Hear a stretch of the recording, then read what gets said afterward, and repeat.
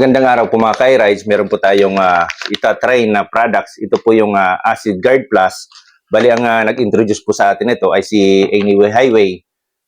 Kumbaga marami na po kasi itong napagaling na iba't ibang klaseng sakit.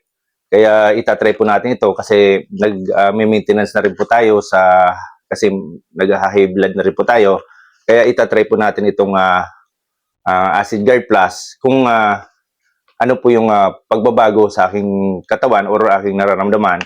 Kaya abangan nyo po yung mga sunod kong video para ma-update ko po kayo kung ano po yung mga pagbabago sa aking katawan.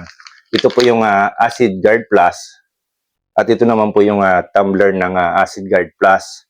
Ano po yun, nalagay na po natin yung bato dito po sa mugs na yung talagang nakadesign po talaga ito, lalagyan po ng bato. Yung isang pouch kasya lang po rito sa isang dito po, kasya po dito sa kasyang-kasya lang po rito, tama-tama lang po yung isang pouch. Ayan po, iyan po yun. Tapos, lalagyan na po natin ng tubig. Bali, yung ginamit po nating tubig, yung galing po to sa mga refilling station. Saka pwede nyo rin po itong lagyan ng ice kung gusto nyo malamig.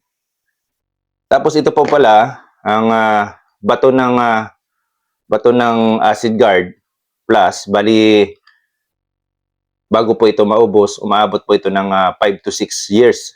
Kaya matagal po itong gamitin. Kapag naubos nyo na po yung laman ng tubig, lagyan nyo lang po ulit. Para ito na po yung gagamitin yung laging tubig na merong bato ng Acid Guard Plus. Para po maging alkaline po yung tubig nyo. Dahil po dito sa bato, magiging alkaline po yung tubig nyo. Update ko na lang po kayo sa mga sunod ko pong vlog kung ano po yung pagbabago sa aking katawan sa paggamit po nitong Acid Guard Plus. Bali kung interesado po kayo sa produkto ng Acid Guard Plus, pwede nyo po akong i-message at para po ma-assist ko po kayo.